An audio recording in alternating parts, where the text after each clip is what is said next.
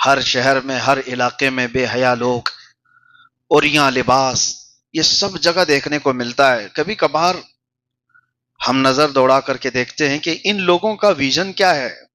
ہمارے ماحول میں ہم پلے ہوئے ہیں تو ایسا لگتا ہے کہ جوان ہوتا ہے بچہ تو کچھ کمانے کی سوچتا ہے، فیوچر بنانا ہے، گھر بسانا ہے، کوئی جاب لگ جائے، کوئی بزنس لگ جائے۔ لیکن ان ننگے لوگوں کو دیکھ کر یہ محسوس ہونے لگتا ہے کہ ان کا ویژن کیا ہے، یہ کس چیز میں کمانا چاہتے ہیں۔ ناچ بھنگڑا، یہی تمام چیزیں۔ تو بعد میں سمجھ میں آیا کہ سب سے زیادہ تو وہی لوگ کماتے ہیں۔ وجہ کیا ہے؟ عیاش لوگوں کی آمدنی بہت زیادہ ہے، جسم بیچنے والوں کی آمدنی بہت زیادہ ہے، محنت کش جفا کش لوگ جو دن بھر محنت کرتے ہیں ان کی آمدنی قلیل ہے۔ ایک اعتبار سے دیکھا جائے تو گزر بسر کرنے والی، اور ان کے پاس راتوں میں بھی دن میں بھی بے تحاشا مال کی برسات ہو رہی ہے۔ پھر پتہ یہ چلا کہ ان کا بزنس، ان کا کاروبار جو چلتا ہے اس کی وجہ کیا ہے کہ یہ پوری دنیا تماشا دیکھنے میں سب سے زیادہ عادی ہے اور اس کو انٹرٹینمنٹ چاہیے۔ وہی قرآن میں اللہ فرماتا ہے بل یرید الانسان لیفجر اماما، انسان یہ چاہتا ہے کہ اس کے سامنے بے حیائی ہو، وہ دیکھنا چاہتا ہے۔ اچھے لوگ اگر 4 لوگ یہاں کھڑے ہو جائیں مسجد کے باہر، امام صاحب ہو، کوئی مبلغ صاحب ہو، کھڑے ہو کر کے کہنے لگے آ جاؤ تھوڑی دیر 5 منٹ آپ کچھ اچھی باتیں سن کر کے چلے جائیں، کان نہیں دھریں گے، پتہ نہیں کتنے سارے کام یاد آ جائیں گھر کے۔ لیکن اگر کسی کا جھگڑا ہو رہا ہو، کسی کی بائک سے ٹکر لگ گئی، وہ آپ کو بنا دعوت کی ہوئے وہاں بھیڑ جمع آتی ہے، کوئی بلایا نہیں ہے، زبردستی کھڑے ہو جاتے ہو۔ تماشا دیکھنا ہے کہ دونوں کے بیچ میں ہوتا کیا ہے۔ جہاں کہیں بے حیائی ہو رہی ہو وہاں پہ بھی بھیڑ ہو جائے گی، ننگے لوگوں پر نظر جلدی اٹھے گی، سیدھے لوگوں کی طرف لوگ نظر بھی نہیں رکھتے ہیں، وہ اپنے گردن جھکا کر نکل جاتے ہیں۔ تو پتہ یہ چلتا ہے کہ انسان کی فطرت میں آئی چیز ہے، بے حیائی دیکھنا چاہتے ہو، اس لیے دنیا کا بزنس بڑا ہوا ہے، وہ عیاشی دکھانا چاہتے ہیں۔ آج آپ کو پتہ ہے کھیلوں کے میدان میں دنیا کی سب سے بڑی کمائی، فلموں کے میدان میں سب سے بڑی کمائی، وہ کون سی چیز ہے جو دنیا کو ترقی دینے والے کام کر رہے ہوں؟ کوئی فلم بنانے والے، ناچ گانے والے، وہ سٹار ہیں، سیلیبریٹی ہیں۔ وجہ کیا ہے؟ وہ کیا کام ایسا کر رہے ہیں جس سے بہت بڑی ترقی ہو رہی ہو، انفراسٹرکچر ٹھیک ہو رہا ہو، کچھ ہو رہا ہے؟ کوئی تو ایسی چیز نہیں ہے، وہ انٹرٹینمنٹ بول کر کے کر رہے ہیں۔ کیا آپ کو مزہ دینے کے لیے ہم یہ کر رہے ہیں؟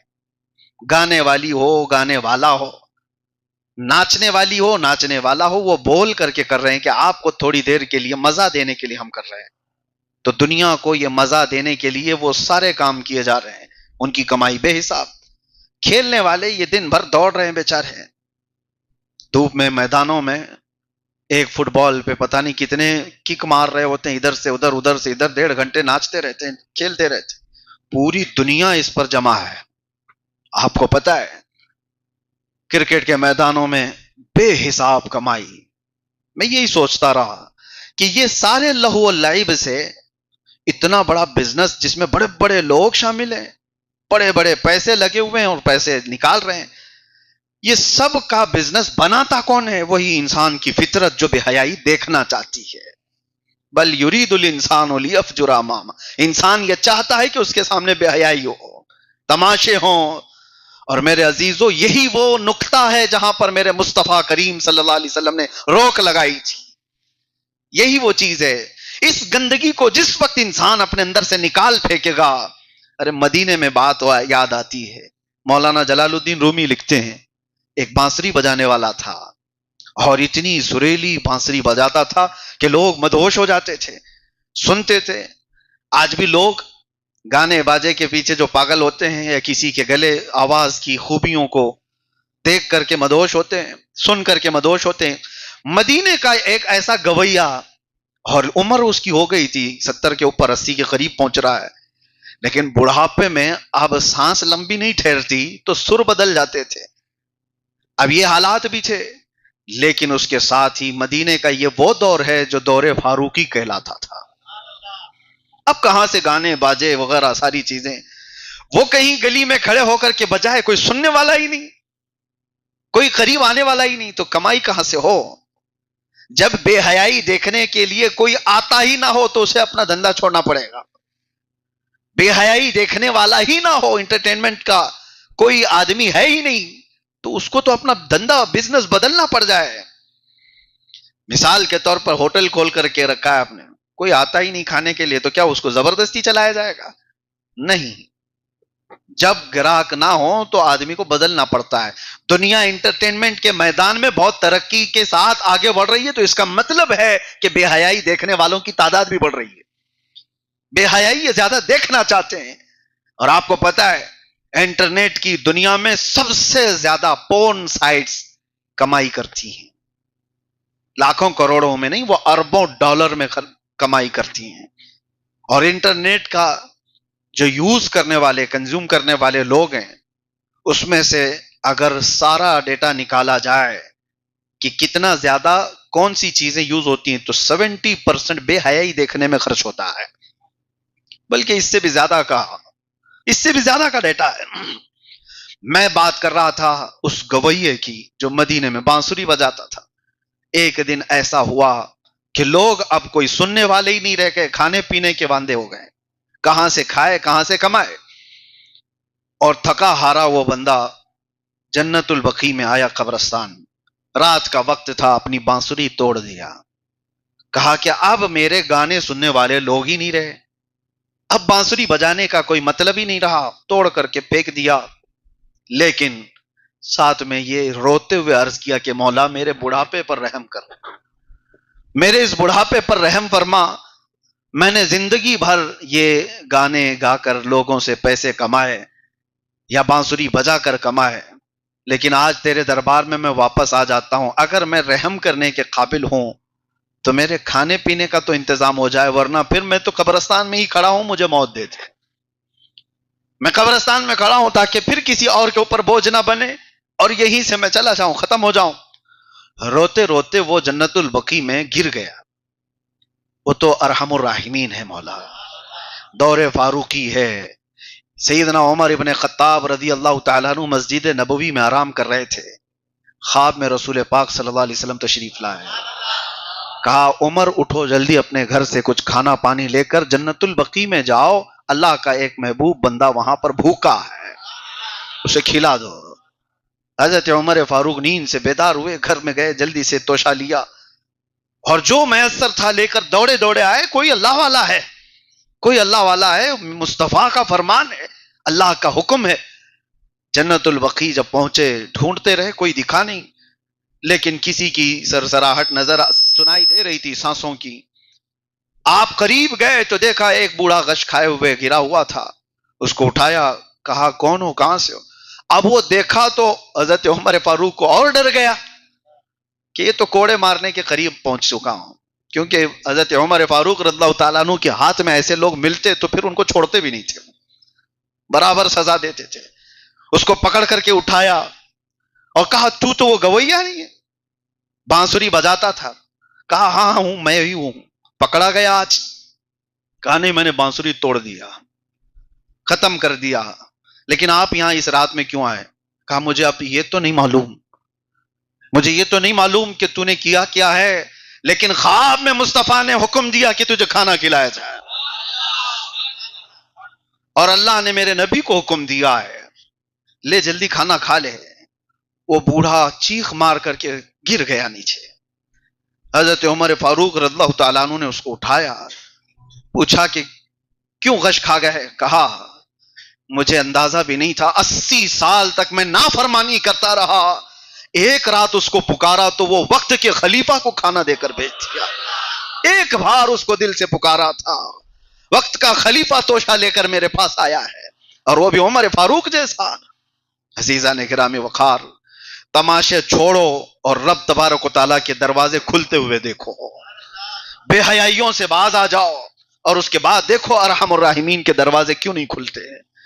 لوگوں نے اپنے اوپر جو دروازے بند رکھے ہیں وہ تمہارے اپنے تماشے، تمہاری اپنی بے حیائیاں ہیں. ما اصابتکم من مصیبت قرآن میں اللہ تعالیٰ فرماتا ہے فَبِمَا كَسَبَتْ أَيْدِيكُمْ، جو مصیبتیں تمہارے پاس آئی ہوئی ہیں یہ تمہارے ہاتھوں کی کمائی ہے، یہ تمہارے اعمال نے خریدا ہے۔ آج میں اسی بات پر عرض کرنا چاہ رہا تھا، جس طرف سے گزرو نوجوان انہی تمام چیزوں میں مصروف نظر آ رہے ہیں۔ آپ اپنے موبائل میں ایک اس طرح کا آبزرویشن رکھو، دیکھو کہ آپ دن بھر میں کتنے گھنٹے چلاتے ہیں اور کیا دیکھتے ہیں۔ آپ کو رات کے وقت احتساب کرنا ہو سکتا ہے، آپ اندازہ کرو گے کہ میں دن بھر میں کیا کیا دیکھا، کون سی سائٹس کتنی مرتبہ چلایا اور اس پر میری نظر کتنی دیر۔ موبائل تو سب کچھ سیو کرتا ہے، سب کچھ اس کے پاس موجود ہے۔ اور آج میں ایک اور بات بتاتا ہوں، جب ہمیں اریسٹ کر کے لے کر کے گئے تھے ہمارا فون بھی لیے ہوئے تھے، فون لیپ ٹاپ جو بھی ملے تو وہ تو آروپی کے پاس جو رہتا ہے، ملزم کے پاس سب لے لیا جاتا ہے۔ لیکن ایسا ہے کہ سارے لوگ فون سے ڈرتے بھی ہیں، فون ہاتھ میں نہ جائے ورنہ بہت کچھ مل جائے گا، بہت کچھ ہوتا ہے۔ لیکن ہمارے ساتھ ایسا اتفاق تھا کہ ہمیں جب لے کر کے گئے تو فون ہمارے ساتھ ہی تھا، اور آرام سے 10-12 گھنٹے تک تو ہم لے کر بیٹھے ہوئے بھی تھے۔ ہاں، کچھ وہ محبت کرنے والے پڑوس سے ہمیں کنٹینیو فون کرتے رہتے ہیں، تو یہ لگتا تھا کہ ان کے کالز کہیں دوبارہ مصیبت نہ ڈالیں۔ بہرحال جو ڈیلیٹ کر سکتے سب کر سکتے ہیں۔ ہمارے ساتھ بھی دوسرے لوگ بھی جب اندر جانے کے بعد پتا چلا کہ وہ ڈیلیٹ کرو، یہ ڈیلیٹ کرنا چاہیے، یہ ڈیلیٹ کرنا چاہیے۔ میں نے کہا ہمارے پاس تو کوئی ایسا ڈیٹا پہلے سے تھا بھی نہیں، چند کالز تھی، ٹھیک ہے وہ بھی گئی، فوراً فون بھی گیا۔ اور اس کے بعد 2 دن کے بعد ہی انویسٹیگیشن میں جب ہمارے سامنے بیٹھے کئی آفیسرز، تو سارا ڈیلیٹڈ بھی سب کچھ وہ لسٹ میں لے کر بیٹھے ہوئے ہیں۔ یہ صرف اور صرف باتیں ہیں کہ واٹس ایپ جو ہے تھرڈ پارٹی کو کچھ نہیں دیتا، دوسری تمام چیزیں جتنا ڈیلیٹڈ ہے وہ بھی ہے، سب کچھ ہے۔ بہرحال وہ چاہے جتنے سالوں پہلا بھی لے کر آتے تو کچھ فرق نہیں پڑتا، لیکن بات میں یہ کہہ رہا ہوں کہ دنیا کا ایک ہلکا معمولی علم رکھنے والا انسان تمہارے ڈیلیٹ کی ہوئی چیزیں لا کر تمہارے سامنے رکھ دیتا ہے، زندگی بھر کے کیے ہوئے بے حیائیاں وہ رحمان کے سامنے جب پیش ہوں گی، کیا کیا چیزیں تمہارے سامنے لا کر رکھ دی جائیں گی۔ اور قرآن یہ بھی کہتا ہے جب یہ سب چیزیں لا کر انسان کے سامنے رکھی جاتی ہیں، قیامت کے دن فرشتے کچھ چیزیں اٹھا کر کے لا رہے ہوتے ہیں، انسان پوچھتا ہے کیا ہے، وہ جمع کر رہے ہیں، سب کو تو اب تک ایسا لگتا ہے نامہ اعمال کا مطلب 4 A4 سائز کے پیج دے دی جائیں گے، 10-12 پیج ہوں گے اس میں نامہ اعمال ہوگا، نہیں، کتابیں ہوں گی۔ اور کتابیں کیسی، کہاں تک؟ فرمایا گیا جہاں تک اس کی نظر جاتی ہے وہاں تک صرف اس کی کتابیں ہوں گی، اس کے اعمال لکھے ہوئے ہوں گے، فرشتے اٹھا کر کے لا رہے ہوں گے، اور یہ حیرت میں پوچھتا ہے یہ کیا ہے، یہ سب کیا ہے؟ فرشتے کہتے ہیں رب تعالیٰ نے دنیا میں جو حکم دیا تھا سب کچھ لکھا گیا ہے، اب پڑھو۔ جب وہ بندہ کھولتا ہے تو کیا پکار کر کے کہتا ہے پتہ ہے؟ قرآن کی جب یہ آیت میں پڑھتا ہوں رونگٹے کانپ جاتے ہیں۔ انسان یہ کہتا ہے ما لی ھذا الکتاب لا یغادر صغیرۃ ولا کبیرۃ الا احصاها، اے اللہ یہ کیسی کتاب میرے سامنے لا کر رکھ دیا جس میں چھوٹی چیز بھی نہیں چھوڑی گئی ہے، بڑی چیز بھی نہیں چھوڑی گئی ہے، سب کچھ آ گیا ہے۔ تصویر کا ایک رخ یہ ہے ایمان کا ایک حصہ جس سے تم ڈرتے رہو کہ ہر چیز لائی جائے گی، لیکن ایمان کا ایک دوسرا حصہ بھی ہے۔ قرآن ہی میں اللہ تعالیٰ یہ بھی فرماتا ہے یمحو اللہ ما یشاء ویثبت وعنده الکتاب، ساری کتابوں کی اصل اللہ کے پاس ہے، وہ جسے چاہتا ہے مٹا دیتا ہے اور جتنا چاہتا ہے رکھ دیتا ہے۔ یہ بھی ہے۔ ایک اور بات مجھے یاد آتی ہے، بغداد میں ایک خاتون تھی، اس کا کہنا ہے خاتون نے ایک مرد ایسا تھا جو بہت پیسے والا تھا، پیسے جب کسی کے پاس آئے ہیں تو پھر اس کو کھجلی بھی زیادہ ہوتی ہے کہ خرچے کہاں ہوں گے۔ لوگ یہ سوچتے ہیں جب چھوٹے ہوتے ہیں کہ ہمارا تو 15-20 ہزار میں چل جاتا ہے، ان کے پاس تو 15-20 کروڑ ہے، کرتے کیا ہوں گے؟ جا کر کے دیکھو تو وہ شکایت ہی کر رہے ہوتے ہیں کہ کم ہے، ابھی چل نہیں رہا ہے سب کچھ۔ تمہارے 15-20 ہزار میں جو گزر بسر ہوتا ہے، یہی سوچ رہتی ہے بڑے لوگ کرتے کیا ہوں گے، کیا سونا چاندی کھاتے ہیں؟ پیٹ نہیں بھرتا ہے، کیونکہ دنیا کے اندر اتنی تمام بے حیائیاں اور تماشائیاں رکھی ہوئی ہیں جس میں پیسہ لگتا ہے. ہر ایک کا شوق بڑھتا جائے گا، اس کے لیے اتنا پیسہ اسے چاہیے. بغداد کا ایک بڑا مالدار آدمی پیسے بے حساب خرچہ کرتا تھا. کس چیز پر؟ بے حیائیوں پر. اور اس کو روز کوئی نہ کوئی ایک عورت چاہیے ہوتی جس کو پیسے خرید کر لاتا اور اپنے بستر کی اس کو زینت بناتا. یہ تمام حرکتیں تھیں اس کی. جوا الگ تھا، شراب کے اڈے الگ چلتے تھے. پیسہ تھا لیکن تھا مسلمان. مسلمانوں میں بگڑ جاتے ہیں کبھی تو اس طرح کے بھی ہوتے ہیں، اور یہ دولت ہی ہے جو اس کو دھوکے میں رکھتی ہے. یہ دنیا ہے جو اللہ سے اسے دور کر کے رکھتی ہے. سنیے اس بات کو. ایک دن ایسا ہوا کہ بازار سے گزرتے ہوئے ایک عورت کو دیکھا اور اسے وہ پسند آ گئی. جا کر اس سے بات کرتا ہے کہ کیا تجھے اتنے اتنے پیسے دے دیتا ہوں، گھر آئے گی میرے؟ وہ خاتون تیار ہو جاتی ہے کہ ٹھیک ہے میں آ جاتی ہوں. لے کر کے اس کو آ گیا. اس کا تو روز کا پیشہ تھا، معمول تھا، عیاشی کرنا، پیسے اڑانا. جب اپنے گھر لے کر کے آیا اس عورت کو اور اس کے بعد اپنے کمرے میں بلایا اور کہا کہ تیری یہ رقم، یہ ساری چیزیں لے لے، اور اس کے بعد میرے جسمانی سکون کا ذریعہ تو بن جا جو مجھے چاہیے. تو دیکھا جیسے ہی اس عورت کی طرف تو عورت اتنا کانپ رہی ہے، ہاتھ پیر اور پورا چہرہ اس کا پیلا پڑا ہوا ہے. یہ ڈر گیا، کہا کہ تجھے بخار تو نہیں ہو گیا، کیا بات ہے؟ وہ عورت کہتی ہے بات در حقیقت یہ ہے کہ میں اس پیشے سے تعلق رکھنے والی عورت نہیں ہوں. میں بیوہ ہوں، میرے 3 بچے ہیں، اور 3 بچوں کو میں مسلسل کئی دنوں سے یہ تسلی دے کر کے گھر میں سلا رہی ہوں کہ کھانا آج آ جائے گا، کل آ جائے گا. میرے گھر پر اب کچھ باقی نہیں رہا، ایک دانہ بھی باقی نہیں رہا. تو میں نے سوچا اپنے بچوں کا پیٹ بھرنے کے لیے میں بازار چلی جاؤں، تو نظر آ گیا اور تو اپنے گھر لے آیا. تھوڑی دیر کے لیے میں سوچ بھی لی کہ چلو ٹھیک ہے، ایک بار جسم اس کے ساتھ دے دیا جائے تو بچوں کا پیٹ تو بھر جائے گا، بچے تو کھا پی لیں گے. میں ہمت کر کے آ تو گئی، لیکن جیسے ہی میں اپنے جسم کی طرف دیکھتی ہوں تو مجھے رب یاد آتا ہے. سوچتی ہوں کہ اس کے سامنے میں کیسے اپنا لباس کھولوں کسی غیر مرد کے سامنے. کیا ارحم الراحمین مجھے نہیں دیکھ رہا ہے؟ اس کے دیکھتے ہوئے اس کے سامنے میں اپنے آپ کو ننگا کیسے کروں؟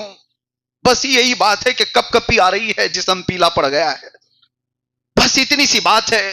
جس وقت وہ ارحم الراحمین تھوڑی آنکھیں بند کر لے، میں تیرے ساتھ کام کروں. کبھی یہ ممکن ہے؟ وہ نوجوان گھبرا گیا. اس عورت کی آواز میں اتنا اثر تھا. اس نے کہا تو مسلسل کئی دنوں سے بھوکی رہ کر کے اللہ سے اتنا ڈر رہی ہے، میرے پاس تو بے حساب مال ہے، روز میں یہ کام کر کے بھی نہیں ڈر رہا تھا. میرا دل کتنا سخت ہو گیا. اس کے دل پر وہی رات یہ بات اثر کر گئی. اس نے اس خاتون کو جتنے پیسے تھے دے دیا. کہا میں توبہ کرتا ہوں، اس کے بعد سے اپنی راتیں کبھی رنگین نہیں کروں گا. اس کا ایک معمول تھا، وہ اپنی ڈائری رکھا ہوا تھا. لوگ ڈائری بنانے کی عادت رکھتے ہیں، روز کیا کیا ہوا سب لکھ دیتے ہیں. تو اس کا بھی یہ معمول تھا. برسوں سے وہ ڈائری میں لکھتا جاتا تھا، آج اس عورت کے ساتھ، کل اس عورت کے ساتھ، کل پرسوں اس کے ساتھ کیا کیا حالات ہوئے تھے، جوئے میں کتنے جیتا تھا، شراب کیسی پیا تھا، ناچ گانے کیسے دیکھا تھا، سب ڈائری میں روزانہ لکھتا تھا. بھری ہوئی تھی ڈائری. اب اسے ڈر یہ تھا کہ اتنی بڑی ڈائری میرے پاس گناہوں کی موجود ہے، ایک رات خالی اس عورت نے دل بدلا، یہ پچھلا سارا کیا ہوگا؟ میرے مال اور دولت نے مجھے یہاں تک پہنچا دیا. لیکن دل بار بار کانپ رہا تھا. اس عورت کو تو عزت کے ساتھ وہ بھیج دیا اس کے بچوں کو پیسے دے کر، لیکن آ کر کے اللہ کی بارگاہ میں رونے لگا. کہا میں اگر چھوڑ دوں مولا، یہ توجہ بہت سارے لوگوں کے لیے مسئلہ ہے. بہت سارے لوگ یہ سوچتے ہیں کہ اتنا ہو گیا اب کیا ہونے والا ہے، اتنا تو کر چکا ہوں اب بچا کیا ہے. ان لوگوں کے لیے ہے، چاہے تمہاری جان یہاں تک پہنچ جائے تب بھی نا امید نہ ہو. وہ مرد اللہ کی بارگاہ میں کہتا ہے اتنا سب ہو گیا مولا، اب میں توبہ کروں تو کیا میں معاف کیے جانے کے قابل ہوں؟ کتنی عورتوں کو رنگین کیا، کتنا مال میں نے کہاں کہاں بہایا ہے، یہ سب کیا ہوگا؟ اور اس نے سوچا اٹھا کے توبہ کر لیتے ہیں. توبہ کرنے کے بعد وہ ڈائری کو جلانے کی نیت سے گیا. جتنے گناہ کر کے وہ روزانہ لکھا ہوا تھا اس ڈائری کو ختم کر کے نئی ڈائری لکھتے ہیں. یہی حیرت کی بات ہے جو مجھے چھو لیتی ہے بات. وہ جوان وہ ڈائری اٹھا کر کے لاتا ہے تو دیکھتا اس کے پورے پنے بالکل سفید ہیں, کہیں کچھ لکھا ہوا نہیں ہے, کہیں کچھ نہیں ہے. اس کے ہاتھ کانپنے لگ گئے, اس کے ہاتھ کانپنے لگ گئے. برسوں کی میری لکھی ہوئی کہانیاں کہاں ہیں؟ غیب سے آواز آتی ہے, جب کوئی دل ہمیں دے دیتا ہے تو ہم اس کے اعمال بھی صاف کر دیتے ہیں, اس کے ساری پچھلی چیزیں معاف کر دی جاتی ہیں. بے حیائیوں کو بدلو اور اس کے بعد ارحم الراحمین کے کھلتے دروازوں کو بھی دیکھو. ارحم الراحمین وہ ذوالجلال وہ بندوں کے لیے. اور ایک بات میں کبھی یہ بھی اللہ کی بارگاہ میں عرض کیے, اکثر آپ کے سامنے پیغامات دیتا بھی رہتا ہوں, یہی چیز اللہ کے لیے کروڑوں بندے ہیں, ہم سے اچھے لوگ ہیں, وہ جب چاہے متقیوں سے اپنی عبادت کرا لے, وہ صالحین سے اپنی عبادت کرا لے, شہیدوں کی جماعت ہے. اس پروردگار کے پاس کروڑوں نیک لوگ ہیں, لیکن ہمارے پاس اس کے علاوہ کوئی نہیں. ہمارے لیے صرف ایک ہی خدا ہے, ہمارے پاس کوئی دوسری چوائس ہی نہیں کہ جا کر کے ہم دیکھیں یہ نہیں راضی تو اس کو کریں, وہ نہیں راضی تو تیسرے کو کریں. ہم نے اس طرح کے ہر جگہ سر جھکائے ہی نہیں, بلکہ دنیا میں آئے تھے تو پہلی آواز سن کر کے ہی آئے تھے, اللہ اکبر اللہ اکبر.